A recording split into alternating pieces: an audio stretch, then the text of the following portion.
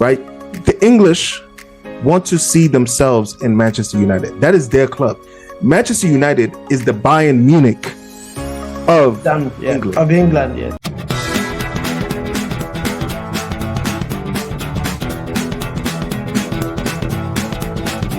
Transit TV, welcome guys to the studio. This is a multi-fan channel here in Houston, Texas. Though I'm an Arsenal fan, but we'll try to be objective with other clubs.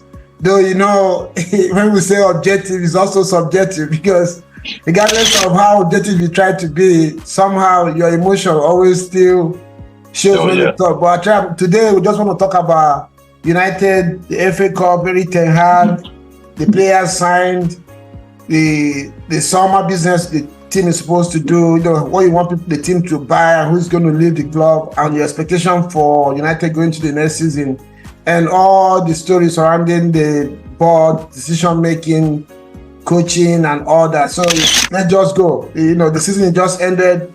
The whole idea is to kind of review the season, how you went regarding the players' performance, the coaches' performance, the board, and the fans alike. So basically, that's joy. So we just have fun, and like Chris said, the last time I met Chris, the last day of the season, one Arsenal fan, Paul, and he was bantering. He just sit by himself. He bantered all the Arsenal fans there that day. I said, no, this guy, I gotta get you on the channel. If only you can face the entire crowd with your one you just then. Let's talk. I had to do it. Here we are today. Yeah, let me start with you. The controversial one. Thank you. God favor him. The controversial one. God favor him.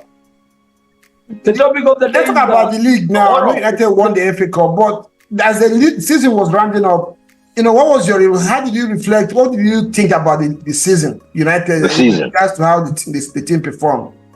I mean, everyone knows United didn't have a good season, all in all, right? In general, finishing 8th with a negative goal difference, that's bad. That's bad for Manchester United, because you know we're the biggest club in England, or if not in one of the biggest clubs in the world. And for a club of that size, you expect us to be finishing top 4 minimum every season. But we all know, since Sir Alex Ferguson, things have been up and down, manager to manager. But we had Eric Ten Hag the past 2 years. The first season was a good season. We did well under him. But the second season, we had a lot of injuries. So this season, we had a lot of injuries, which affected the club big time. And so when you had that many injuries, you're not able to play the style of football you want to play. And not only that, too, the quality, the depth and quality has not really been there at United. Let's be honest. If you compare United to squads like City, Liverpool, those guys have better quality and depth. However you want to say it, they have better squads. So even if they have the injuries, which they didn't have the injuries we had, they're still able to produce a better season than us. I think even Pep Guardiola said it. If you have the number of injuries that United have, you don't have a good season. Mm-hmm. We've had so many center back pairings. We've not had our best 2 center backs the whole season. Mm-hmm. Let's get that clear. We didn't have a left back the whole season. We played 2 right backs, right? At our left back. He's been up, and then we had 1 striker the whole season. Anthony Martial was injured. So Højlund had to play that position. He's a young striker, learning the game, 21. He got injured himself a few times. You look at Casemiro, who was our best player last season, was terrible this season. Mm-hmm. He was lost. Rashford scored 30 goals last season. This season, he was not the same player. He was a useless player. Let's be honest. So, I mean, if you look at, and then coupled with the fact that we went through a sale the whole season, right? The sale didn't go through till December. Yeah, that was a big distraction too. Yeah, that was a big distraction. You look at the Sancho situation. The Sancho situation was also a distraction for the club, for the squad. You look at you mentioned the Greenwood situation, the Anthony situation. There's so many things for a manager to try to handle, man. That's too much. I don't know how many managers in the league is going to go through all that in one season, right? All that in one season and expect the manager to play good football, to get top four, to win, to challenge for the league. Come on, man. Let's be real. Okay, I hear you there. I see your emotions. So let me ask you something right quick. All you see that Joe has said, they are all true. They are all facts. It happened during the season. But one of the duties of a manager is to look at the resources you have and try to find a way to still manage to win games. Against Arsenal, the last game of the last home game for United, you guys still had some injuries, but Ten Hag somehow came up with information. In fact, in my mind, as I'm saying, he used that game to rehearse how to play City in the FA Cup final. And Arsenal won the game, but you could see Arsenal couldn't really create much against United. It was just a patchy 1 goal difference. So, don't you think that with all these things that he has said, maybe Ten Hag probably could have set up the team differently and probably would have still done a little better than what he did, especially in the area of United conceding goals, especially at Old Trafford? Yeah, but if you look at it, okay. Let me hear something on that one. So you mean saying okay? No, let me hear something on that one. Oh, okay, sorry. Okay, so the thing is for me, right? I agree that we had all those distractions and injuries, but for me, I've never really seen, number one, when we have all this sell issue, I don't think that should really affect the team, right? That is a broad level. So I don't agree with, the team being sold or the club being sold should affect how the players play. My issue with Ten Hag was, yes, you have injuries, but you should have a system, a structure of how you play. So even if 1 or 2 players come out, the team should still have that same identity. This season, we didn't have any identity. I can't tell you what our plan was, right? And we had players on the bench that could, for example, now Casemiro was playing bad all season. You could have easily put Amrabat there, but he kept playing Casemiro week in, week out. And then now look at what happened when Amrabat came in and played the last few games. Our midfield was a lot more secure. So for me, I agree that yes, the injuries are affected, because when we played Man City, you could see the difference with having Martinez and Varane at the back, and just how solid and how sure we were. Haaland didn't have a chance. When we went to Etihad, Haaland ran the show, but this time he was quiet. So for me, before the sale, I'd have said Ten Hag should go. But now that he has a more solid structure in place, and looking at where he came from Ajax, I would say we should give Ten Hag 1 more season. And with the hope that this summer, with the new additions to the board, we can buy better players and be a bit more wise with our buys. But I think Ten Hag has a lot of blame in the fact that we do not have any structure or any identity throughout the whole season. How can Man United finish the season with -1 goal difference, regardless of whatever happened to us? I mean, it's unforgivable, But I hear you. I'll give him where do you stand on Ten Hag? All these things we've said. Are you one of the Ten Hag out United fans, or you share some emotions for him? You think he has something to offer, and if you do, what areas of strength do you think he has to take the team going forward? Or if you don't think it should continue, why do you say that? I am absolutely, positively 100%, and I have been for the duration of this entire season, Erik Ten Hag in. Because if you look at last season, right, Erik Ten Hag didn't come here to play counter-attacking football. That's not what we brought him here for, right? Erik Ten Hag came here to play possession, progressive football, right? We did what we did. Like everything that for folks that feel like Erik Ten Hag should have maybe settled a little bit more with counter-attacking or just dealt with whatever he had with him right? That's what he did last year. And yes, it was successful. But we all know, look at the team last year. It was good. It was nice, but it's not what's going to get us to glory. We lacked, and I think what happened this season, and I think he might have been a little bit too stubborn to switch it up. But we wanted to play attacking football because, like, last season, we had issues scoring goals as well. You know what I mean? So having a more progressive and possession football, that's what he was trying to implement this season. Yes, the injuries completely decimated this team. Yeah. I don't understand how anybody can look at this club and think any other team, like the only other team that I can think that could have had the kind of injury issues we had and still be able to get a trophy this season was Manchester City. Because Manchester City has two teams. Yeah, definitely. Their bench is a mid-table team. You know what I mean? Mm-hmm. So knowing that, right, you have to give it up to the guy. Like, understand what's going on here, right? Like, what are we talking about? Are we supposed to expect this guy to be able to like, we have players that were trying to, he tried to get rid of players that was in that counter-attacking lane. Yeah. He tried to get rid of Maguire. He tried to get rid of McTominay, right? There were so many players he tried to get rid of. But unfortunately, this guy was anchored with bad contracts, sins of the past, and the mentality of this team has not gone away.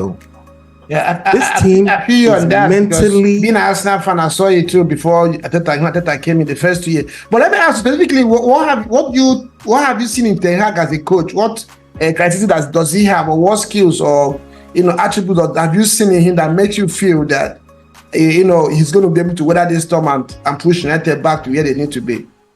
One thing I've always noticed about this team over the last 10 years, right, is that this team is too dependent on their marquee signings, and our marquee signings are not stepping up to the plate. We've given a lot of confidence to a lot of players that are unable to produce fruit. Rashford, crazy contract, not producing fruit. Maguire, crazy contract, not producing fruits. When I talk about what we're trying to achieve, the kind of football we're trying to play, right? These individuals, and I'll even go as far as to say there's some Ten Hag signings that have not produced fruit. Anthony is one of them. I was going to ask Chris that. Chris, let me jump on with you. It looks like the three brothers here somehow still have time for Ten Hag. I don't know where you stand. You let me know. But again, talking about bringing in players and dealing with injuries and trying to move United where you're supposed to be, Ten Hag has brought in about 7 players in the last 1 year or maybe 2 years now. And if you look at it, it looks like most of the players that he has brought have not really delivered for United somehow. So where do you stand with evaluating his recruitment so far? And do you trust him to be able to bring players that will serve United well? Thank you, Reggie. This is my take. This is my take about it. I don't believe in sacking the coach after a season or two. There is no coach. You see, let me give me a good example. Look at a company. Company go to Bayern Munich. That's a bad signing right there. But company may be successful at Bayern Munich about after 3-4 years. After 3-4 years after this, he may have the best players in the whole world, but they're not going to achieve nothing. For me, it's about coach about 3 years for him to be successful. Mm-hmm. So, see, Ten Hag came and bought. He got all the players. All it was about to get his players right. And now came Ten Hag, and the guy before was deputy coach, or whatever he's. I can't remember his name. I did like him. We're not gonna go back there. But think about it. So I know he signed Anthony, who has produced for himself. But I'm not a guy who's gonna say fire coach. Bems is my mate over here. Bems never like Jose Mourinho. Mourinho didn't produce, but he used to win trophies. He was only for 3 years, but okay, look, Jose won 2 trophies in 3 years. Ten Hag has won 2 trophies in 2 years. But so I'm not a fan of firing a coach every season. That's never you're gonna be going the same rebuild mode. So I'm saying Eric Ten Hag need to stay. I know he got, we all have blamed Anthony, which was his biggest signing.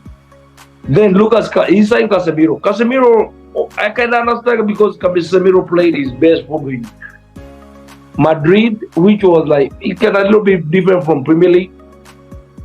Casemiro was our best player last season. This season will be the worst. Somebody said about that. Yeah. But look at it this way. I don't think from injuries was our biggest issue in the club this season. We played all season with our left back. We have played a centre back to be a centre back, and then we play a right back as a left back. You know what I mean? So for me, I'm saying Eric Ten Hag. You see, yesterday's game, that's the team he need to play going forward. But then again, two or three players are gonna leave.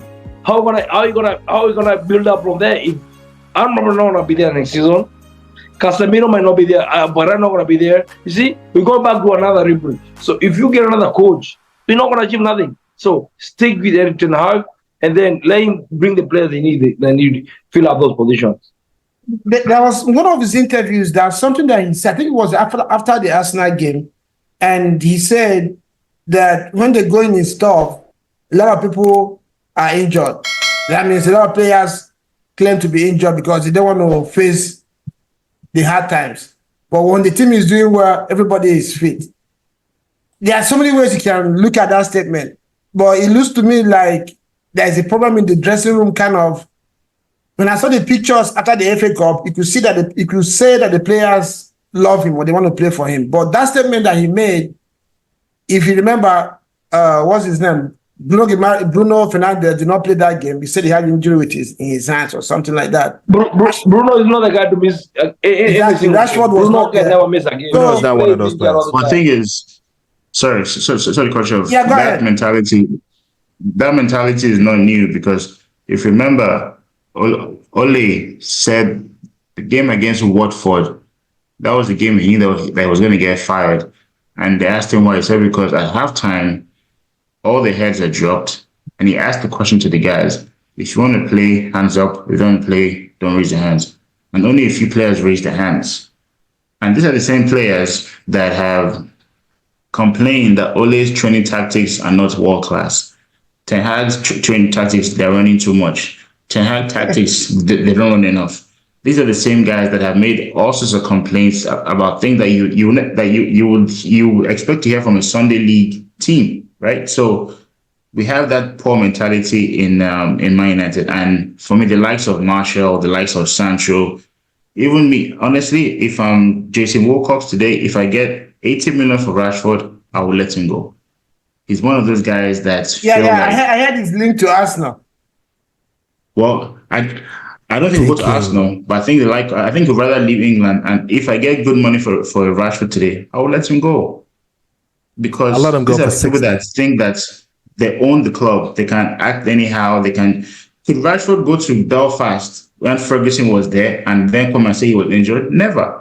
Roy Keane made one statement against Ferguson. He was sold the next day. Yap Stam wrote a book and made one wrong comment. He was sold the next day. Beckham made one wrong comment, and Ferguson against Real Madrid, a big game. He said Beckham is on the bench. Today, and so Ferguson knew that he had the support of the David Gill and everybody. No matter what, they're going to stand by him. They don't have that today. John Motto, even though he had left, Darren Fletcher. These are people that should be managing teams like Everton, not Man United. So we need to let some players go, bring in mentality, strong personalities. That board level now, what do you guys expect from this new management? Because like you mentioned there, Somi, if you have a coach that you really trust and you guys are in alignment, you back him like you rightly mentioned there, coming to Arsenal. Remember when Ateta made a very strong decision against Ozil and Aubameyang, and he was backed.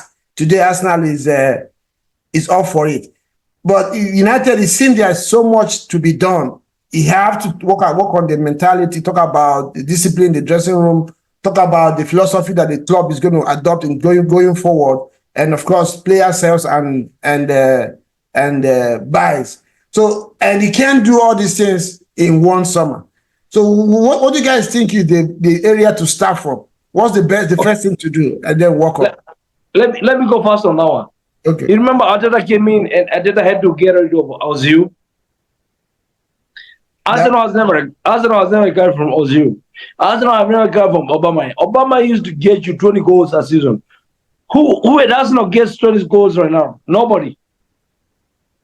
Since then, who has got 20 goals at Arsenal? Nobody. Yeah. And remember, Obama was just no penalties. Saka gets 12 goals, but 10 of them is penalties. No, it's not that bad. I mean, I'm not lying. I'm just saying the truth, though. But you see, look at United. We got Bruno. And my mates over here are gonna agree with me. Bruno is the engine of the whole team. Without Bruno, we play awful. Bruno might have all the turnovers, but Bruno gonna create for anybody else. But they just don't finish. I know you got young forwards. All I have forwards apart from Marco. All our forwards are young. You know, those forwards it's like they wanna play for PlayStation. They just put a show.